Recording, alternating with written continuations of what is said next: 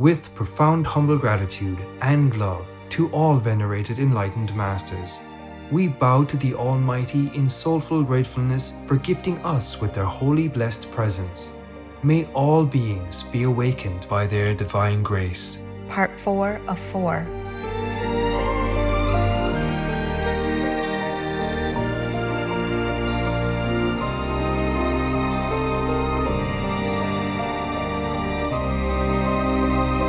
Etc.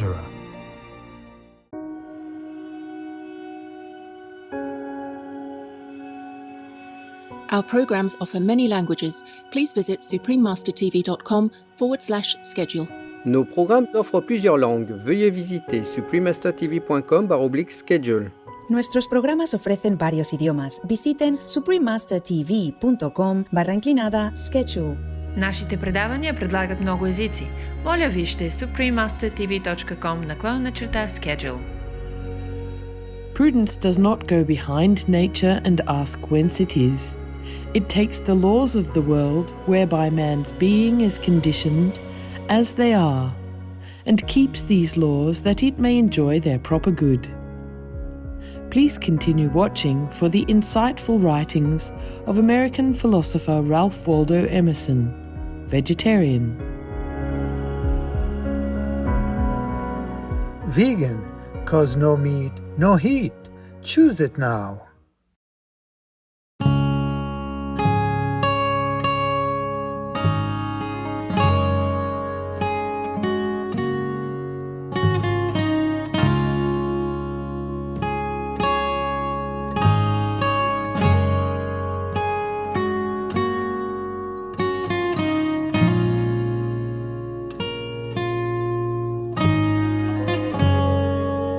Hello, noble viewers. I'm Anjini. The sincere people of the Choctaw Nation invites you to pray for humanity to discover their true divine nature.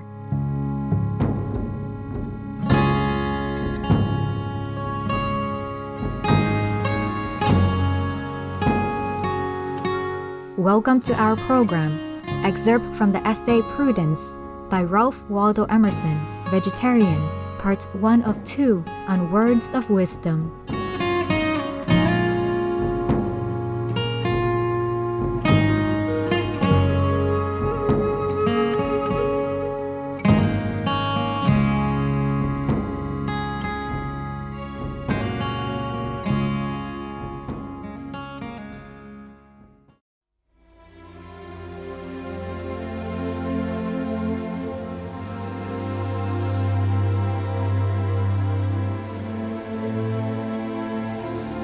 Ralph Waldo Emerson was a renowned 19th century American essayist, philosopher, lecturer, poet, and a leader of the Transcendental Philosophical Movement.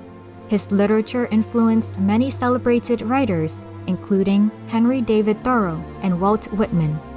Emerson is most famous for his essays, through which he expresses ideas of freedom, spirituality, individuality, the great ability of humans to have profound realizations, and the relationship between the soul and the surrounding world. Ralph Waldo Emerson traveled widely, giving lectures, and became well known for his publications, essays, and nature. Today, we will read a selection from Ralph Waldo Emerson's essays. First series, Essay 7, entitled Prudence, in which the philosopher talks about prudence as the good quality of rationality. Prudence. Prudence is the virtue of the senses. It is the science of appearances. It is the outmost action of the inward life. It is God taking thought for nature. It moves matter after the laws of matter. It is content to seek health of body by complying with physical conditions, and health of mind by the laws of the intellect. The world of the senses is a world of shows. It does not exist for itself, but has a symbolic character, and a true prudence or law of shows recognizes the co-presence of other laws, and knows that its own office is subaltern, knows that it is surface and not center where it works. Prudence is false when detached. It is legitimate when it is the natural history of the soul incarnate, when it unfolds the beauty of laws within the narrow scope of the senses. There are all degrees of proficiency and knowledge of the world.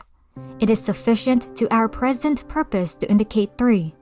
One class lives to the utility of the symbol, as deeming health and wealth a final good. Another class lives above this mark of the beauty of the symbol, as the poet and artist and the naturalist and man of science. A third class lives above the beauty of the symbol to the beauty of the thing signified. These are wise men. The first class has common sense, the second, taste, and the third, spiritual perception. Once in a long time, a man traverses the whole scale and sees and enjoys the symbol solidly, then also has a clear eye for its beauty, and lastly, whilst he pitches his tent on this sacred volcanic isle of nature, does not offer to build houses and barns, thereon reverencing the splendor of the God which he sees bursting through each chink and cranny. The world is filled with the proverbs and acts and winkings of a base prudence, which is a devotion to matter, as if we possessed no other faculties than the palate, the nose, the touch, the eye, and ear. A prudence which adores the rule of three, which never subscribes, which gives never, which seldom lends, and asks but one question of any project: will it bake bread?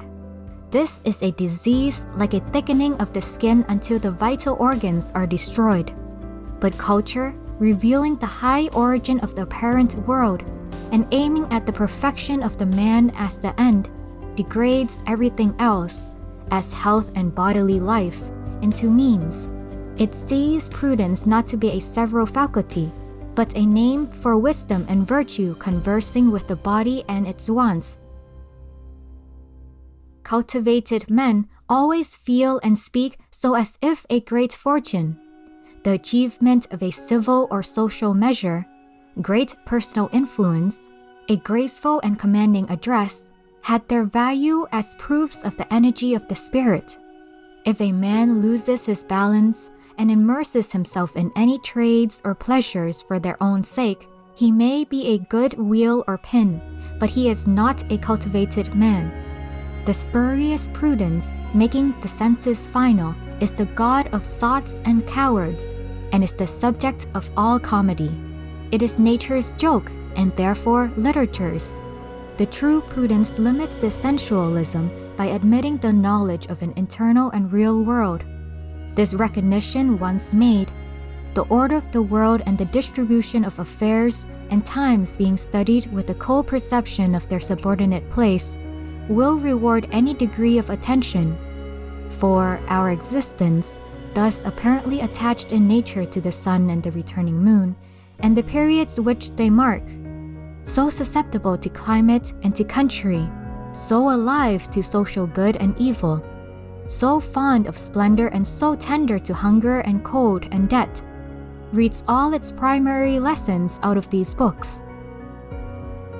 Prudence does not go behind nature and ask whence it is.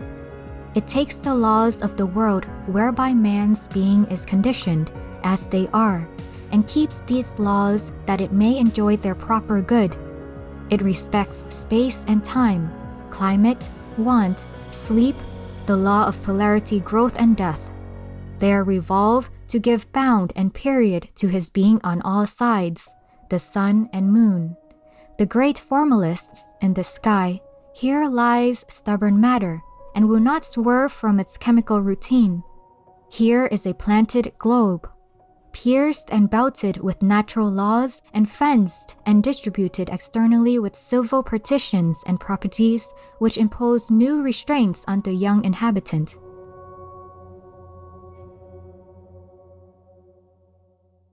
For me, being vegan doesn't feel like a choice. Feeling the way I do about animals and how they're treated in the factory farming industry, there's not really another option for me if I want to sleep at night. Matt Fraser, vegan. Joyful viewers, we thank you for your company today. Please join us again tomorrow for part 2 of this program. Coming up next is Saudi Arabian Architecture, part 2 of 2, right after noteworthy news. Please stay tuned to Supreme Master Television for more uplifting programming. May God's wisdom and compassion accompany you and your families always.